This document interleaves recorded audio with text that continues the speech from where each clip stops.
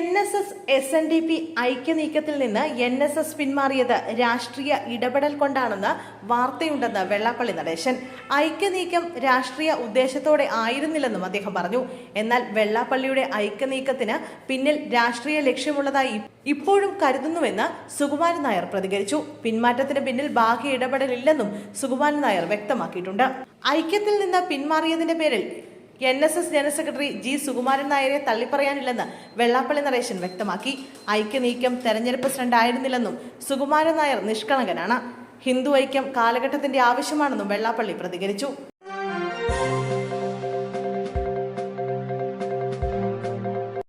വിളപ്പിൽശാലയിൽ ചികിത്സ നിഷേധിച്ചതിനെ തുടർന്ന് യുവാവ് മരിച്ചെന്ന ആരോപണത്തിൽ കുടുംബത്തിന്റെ പരാതിയിൽ DGPയുടെ ഇടപെടൽ. DYSP റാങ്കിൽ കുറയാത്ത ഉദ്യോഗസ്ഥൻ പരാതി അന്വേഷിക്കണമെന്ന DGP റബാഡ ചന്ദ്രശേഖർ നിർദ്ദേശം നൽകി.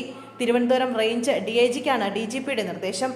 കുടുംബം മുഖ്യമന്ത്രിക്ക് നൽകിയ പരാതി DGPക്ക് കൈമാറിയിരുന്നു. ഈ പരാതിയിലാണ് ഇപ്പോൾ നടപടിയുണ്ടായത്. സംഭവത്തിൽ അസ്വാഭാവിക മരണത്തിന് പോലീസ് നേരത്തെ കേസെടുത്തിരുന്നു.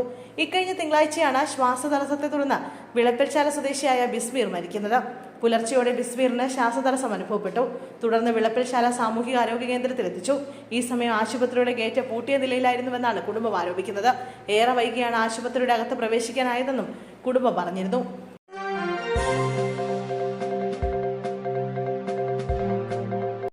സംസ്ഥാനത്ത് റെക്കോർഡുകൾ ഭേദിച്ചുള്ള സ്വർണ്ണവിലയുടെ കുതിപ്പ് തുടരുന്നു.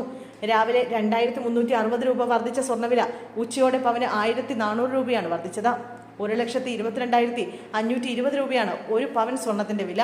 ഗ്രാമിന് ആനുപാതികമായി രാവിലെയും ഉച്ചയ്ക്കുമായി 295 രൂപയും 175 രൂപയുമാണ് ഉയർന്നത്. തിങ്കളാഴ്ച രേഖപ്പെടുത്തിയ 1,19,320 രൂപ എന്ന റെക്കോർഡാണ് ഇന്ന് തിരുത്തിയത്.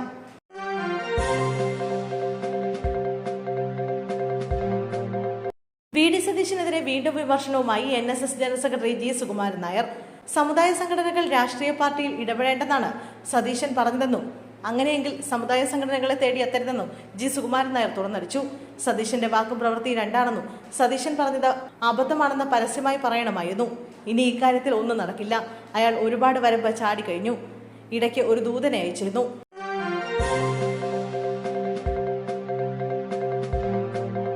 മൂന്നാം ബലാത്സംഗ കേസിൽ റിമാൻഡിലായിരുന്ന രാഹുൽ മാങ്കൂട്ടത്തിൽ MLAക്ക് പത്തനംതിട്ട സെഷൻസ് കോടതി ജാമ്യം അനുവദിച്ചതിൽ സന്തോഷം പ്രകടിപ്പിച്ച രാഹുൽ ഈശ്വർ.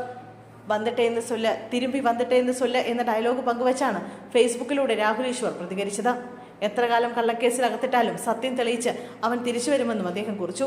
രാഹുൽ മാങ്കൂട്ടത്തിലിനെ അനുകൂലിക്കുന്നതിനിടെ പരാതിക്കാരിയെ സോഷ്യൽ മീഡിയയിലൂടെ അപമാനിച്ച കേസിൽ രാഹുൽ ഈശ്വർ നേരത്തെ അറസ്റ്റിലായിരുന്നു. 16 ദിവസത്തെ ജയിൽവാസത്തിന് ശേഷം ജാമ്യത്തിലിറങ്ങിയ രാഹുൽ ഈശ്വർ കോടതിയുടെ കർശന നിർദ്ദേശങ്ങൾ ലംഘിച്ച് വീണ്ടും അതിജീവതയെ അധിക്ഷേപിച്ചതായി പരാതിയുണ്ട്. ഇതിനെതിരെ പോലീസ് കോടതിയെ സമീപിച്ചിരിക്കുകയാണ്.